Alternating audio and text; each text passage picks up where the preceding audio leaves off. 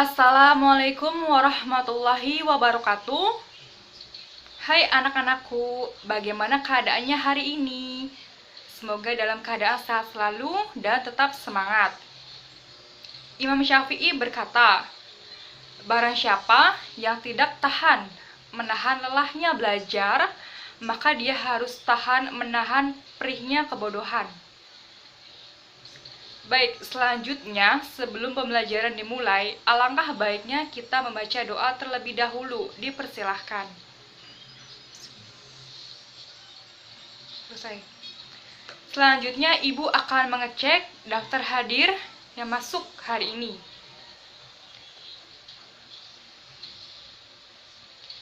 Anissa Pratiwi, Badriah Ajeng, Cahyaningsi. Cahyaningsi ada? Ada ya? Diki Salman. Alhamdulillah ada. Sepertinya anak-anak Ibu semuanya masuk ke kelas pada hari ini. Semangat ya, kita akan memulai pembelajarannya. Pada hari ini kita akan belajar mengenai tekanan zat dan penerapannya dalam kehidupan sehari-hari dengan alokasi waktu 3 kali 45 menit atau 3 kali pertemuan. Ibu akan menjelaskan mengenai kompetensi dasar serta indikator pencapaian kompetensi sekaligus tujuan pembelajaran. Secara ringkas, kita akan belajar mengenai konsep tekanan zat, jenis-jenis tekanan zat, hukum Archimedes, hukum Pascal, dan aplikasi tekanan zat dalam kehidupan sehari-hari.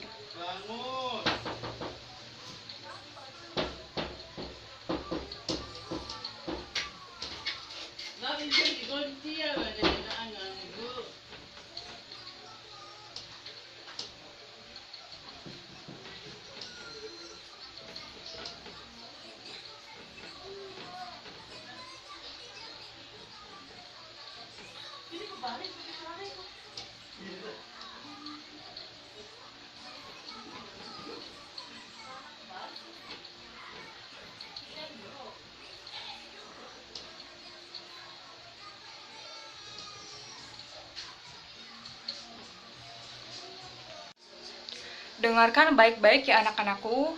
Ibu akan membacakan mengenai kompetensi dasar. Yang pertama, untuk menjelaskan tekanan zat dan penerapannya dalam kehidupan sehari-hari termasuk osmosis, tekanan darah, dan kapilaritas pada jaringan angkut tumbuhan. Selanjutnya, untuk menyajikan data hasil percobaan menyelidiki tekanan pada zat cair dalam keadaan tertentu, gaya apung, kapilaritas, misalnya pada batang tumbuhan. Selanjutnya, Ibu akan memaparkan indikator pencapaian kompetensi. Yang pertama, untuk menjelaskan konsep tekanan. Yang kedua, untuk menjelaskan jenis-jenis tekanan pada zat cair, padat, dan gas. Yang ketiga, untuk menganalisis hubungan antara gaya dan luas permukaan pada tekanan. Yang keempat, untuk menjelaskan hukum Archimedes. Yang kelima, untuk menganalisis penerapan hukum Archimedes pada benda, terapung, melayang, dan tenggelam di air. Yang keenam, untuk menerapkan hukum Pascal pada benda dalam kehidupan sehari-hari. Yang ketujuh, untuk mengaitkan teori tekanan zat dengan proses pengangkutan zat tumbuhan dan tekanan darah. Yang kedelapan, untuk menganalisis prinsip tekanan zat pada proses kapilaritas dalam pengangkutan zat tumbuhan. Yang kesembilan, untuk menerapkan prinsip tekanan dalam kehidupan sehari-hari. Dan yang terakhir, untuk menyajikan data hasil percobaan prinsip tekanan pada proses kapilaritas pengangkutan zat tumbuhan. Oke anak-anakku, Ibu akan menjelaskan mengenai metode pembelajaran. Kita menggunakan pendekatan saintifik, model pembelajarannya itu discovery learning, lalu metodenya itu ceramah, diskusi, dan penugasan.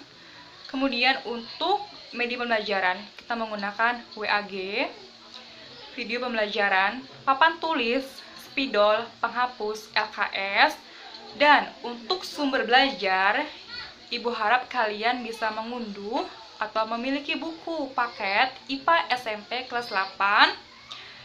Internet kalian bisa menggunakannya atau sumber lain yang relevan.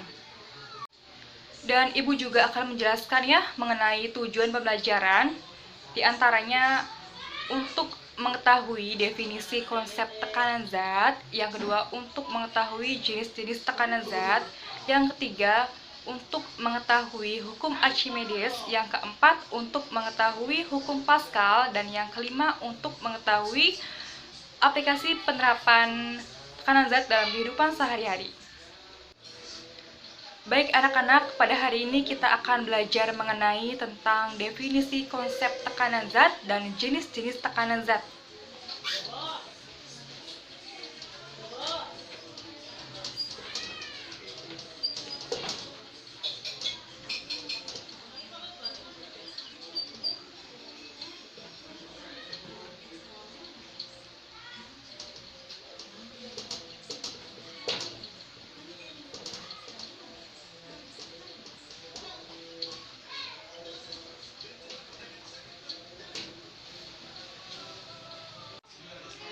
Baik, sebelum memulai pembelajaran lebih lanjut ke definisi konsep tekanan zat, terlebih dahulu Ibu ingin bertanya kepada kalian, dengarkan baik-baik ya anak-anakku. Contoh sebuah kasus. Jika kalian pergi ke suatu tempat dengan kondisi hujan lebat dan tanahnya berlumpur, kalian memilih untuk menggunakan sepatu boot atau sepatu hak tinggi. Coba siapa yang mau menjawab dan jelaskan mengapa alasannya. Ada yang bisa? Ya, Anissa, coba kamu jawab pertanyaan dari Ibu sekaligus jelaskan juga mengapa alasannya.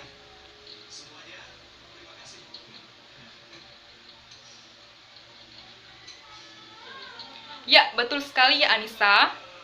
Jadi, kita dianjurkan untuk menggunakan sepatu boot karena dilihat dari permukaan sepatu boot lebih luas, sebab permukaan yang luas menyebabkan tekanan lebih kecil sehingga kita lebih mudah untuk berjalan di tanah yang berlumpur sehingga tidak terpelosok. Baik anak-anakku, perlu diketahui tekanan berhubungan dengan gaya dan luas permukaan benda, di mana gaya adalah tarikan dan dorongan, yaitu gaya dapat mengubah arah, bentuk, dan kecepatan benda.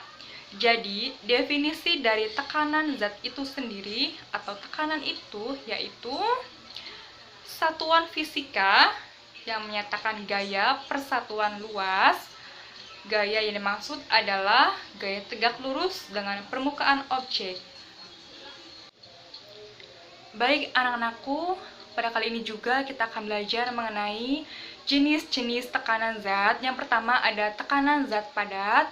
Konsep tekanan sama dengan penyebaran gaya ke luas permukaan benda, di mana semakin besar gaya yang diberikan, maka semakin besar pula tekanannya. Dan sebaliknya, semakin luas permukaan suatu benda, maka tekanan yang dihasilkan semakin kecil. Dapat dirumuskan sebagai berikut, yaitu P sama dengan F per A. Keterangan, P sebagai tekanan, M per meter persegi, G sebagai gaya atau Newton, dan A sebagai luas bidang atau meter persegi. Baik anak-anakku, Ibu akan melanjutkan mengenai pembahasan jenis-jenis tekanan pada zat. Yang kedua, pada tekanan zat cair atau disebut juga hidrostatis. Hidro artinya air dan statis artinya dalam keadaan diam. Jadi, tekanan zat cair dalam keadaan diam. Tekanan zat cair ini dipengaruhi oleh beberapa faktor. Ada yang bisa, ada yang tahu? Ya, Diki, apa kamu tahu? Coba sebutkan. Ya, betul sekali ya Diki. Jadi, tekanan zat cair ini dipengaruhi oleh kedalaman, massa jenis zat, dan gravitasi. Jadi, semakin dalam zat cair, maka tekanan yang dihasilkan pun semakin besar, dan semakin besar massa jenis zat, maka tekanan yang dihasilkan pun semakin besar. Dapat dirumuskan sebagai berikut. T sama dengan Pi kali G kali H. Keterangan P yaitu tekanan hidrostatis, N per meter persegi, Pi massa jenis zat cair, kilogram per meter per kubik, G percepatan gaya gravitasi 10 meter persegi, H kedalaman cairan atau meter. Kemudian jenis-jenis tekanan zat yang ketiga, pada tekanan zat udara, di mana tekanan udara adalah tekanan yang menggerakkan massa udara dalam satuan luas tertentu. Coba anak-anakku siapa yang tahu alat ukur untuk mengukur tekanan udara? Nah, iya Badriah, apa kamu tahu? Ya, betul sekali, alat ukur tekanan udara bernama barometer. Jadi, besarnya tekanan udara ini berbanding terbalik ya, di mana semakin tinggi tempat, maka tekanan yang dihasilkan pun semakin rendah. Begitupun sebaliknya. Pada hari ini kita akan belajar mengenai hukum Archimedes. Anak-anakku sekalian, ada yang tahu bunyi hukum Archimedes? Yang tahu, yang mau menjawab, memberanikan diri, akan Ibu kasih bintang. Ya, Cahyaningsih, apa kamu ingin menjawab? Ya, betul. Jadi, hukum Archimedes berbunyi, jika benda dicelupkan ke dalam zat cair, maka akan mengakibatkan gaya apung atau gaya angkat sebesar berat zat cair yang dipindahkan. Lalu, rumus dari hukum Archimedes dapat kita lihat di papan tulis, yaitu FA sama dengan PC kali G kali Pi CP. Keterangan FA sama dengan gaya angkat ke atas, PC sama dengan massa jenis fluida, G sama dengan percepatan gravitasi bumi, VCP sama dengan volume zat cair yang dipindahkan. Konsep gaya angkat ini menyebabkan 3 kemungkinan posisi benda di dalam zat cair, yaitu terapung, melayang, dan tenggelam. Baik anak-anakku, Ibu akan menjelaskan mengenai 3 posisi benda dalam hukum Archimedes. Yang pertama ada posisi benda tenggelam. Apabila posisi benda berada pada tempat zat cair berada, terjadi saat massa jenis zat cair lebih kecil dari massa jenis benda. Rumusnya Fa kurang dari W, contohnya itu batu yang dimasukkan ke dalam air. Yang kedua, posisi benda melayang. Posisi benda berada di bawah permukaan zat cair, terjadi saat massa jenis zat cair sama dengan massa jenis benda. Rumusnya Fa sama dengan W, contohnya itu telur yang dimasukkan ke dalam air. Yang ketiga, terapung. Posisi benda sebagian muncul di permukaan zat cair dan sebagiannya terbenam, sebab massa jenis zat cair lebih besar dari massa jenis benda. Rumusnya itu Fa lebih dari W, contohnya plastik yang dimasukkan ke dalam air. Selanjutnya, pembahasan mengenai hukum Pascal. Terlebih dahulu, Ibu ingin dibuatkan kelompok terdiri dari 5 kelompok. Isinya itu beranggotakan 4 orang, bebas, bisa kalian pilih sendiri.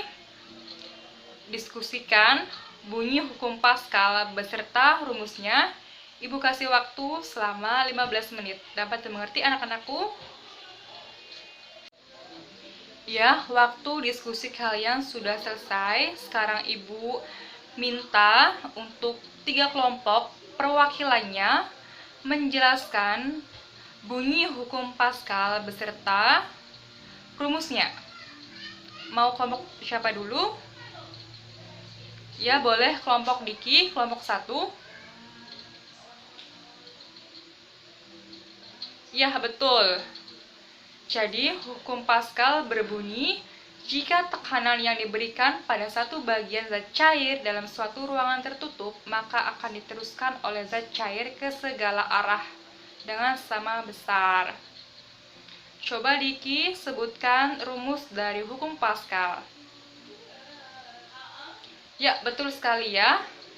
Baik, Ibu juga akan menuliskan rumus hukum Pascal.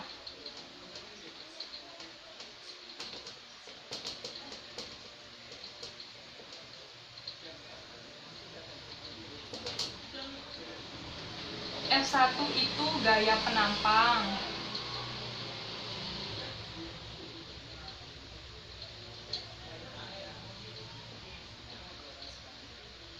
F2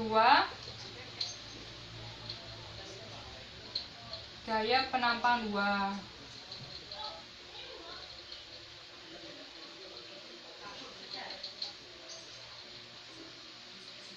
A1 luas penampang 1 meter persegi ya rumusnya atau satuannya. A2 luas penampang 2 atau meter persegi. Ya, betul ya Diki tadi jawabannya. Sekarang Ibu minta kelompok 2. Ya, betul. Betul ya Cahya. Jadi, apa yang sudah dijelaskan oleh Cahya beserta hasil diskusi dengan teman-temannya pun sudah betul ya. Kurang lebih jawabannya sama seperti kelompok Diki. Ya, anak-anakku, materi yang terakhir kita akan belajar mengenai aplikasi tekanan zat dalam kehidupan sehari-hari.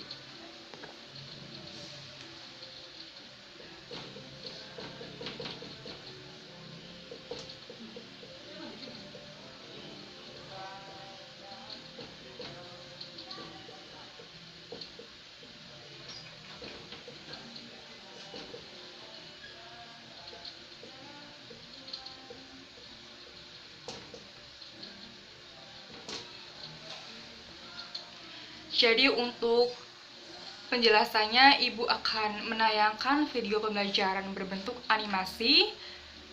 Hal ini agar kalian merasa lebih semangat untuk menyimaknya. Baik, Ibu akan membuka laptop terlebih dahulu untuk menayangkan videonya di layar InFocus.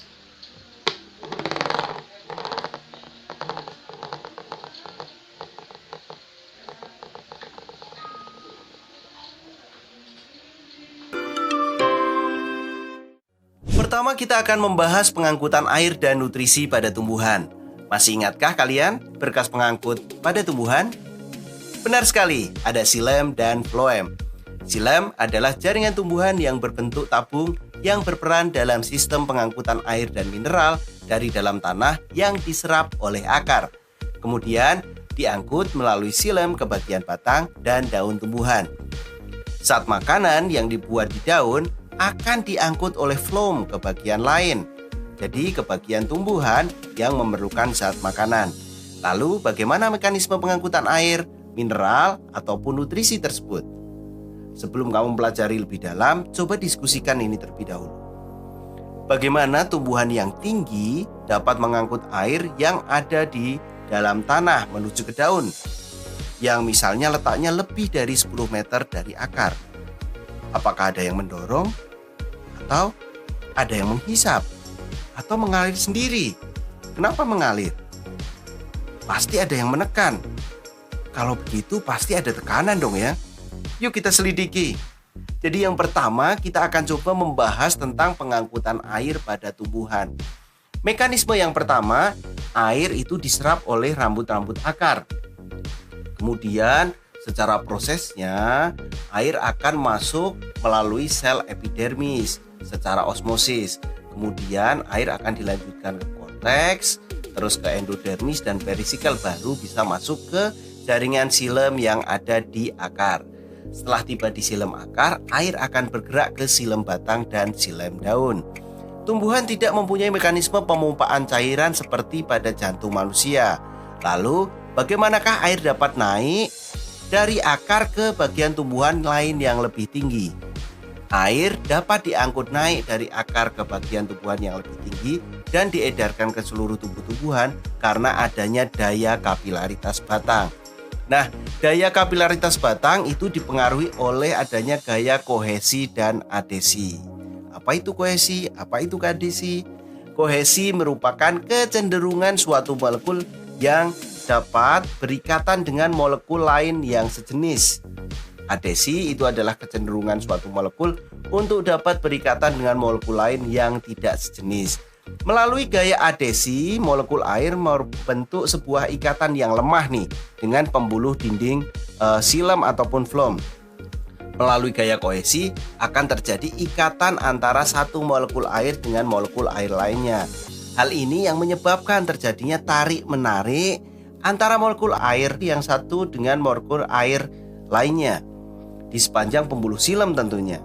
Selain itu, naiknya air ke daun disebabkan oleh penggunaan air di bagian daun yang disebut dengan daya isap daun di sini.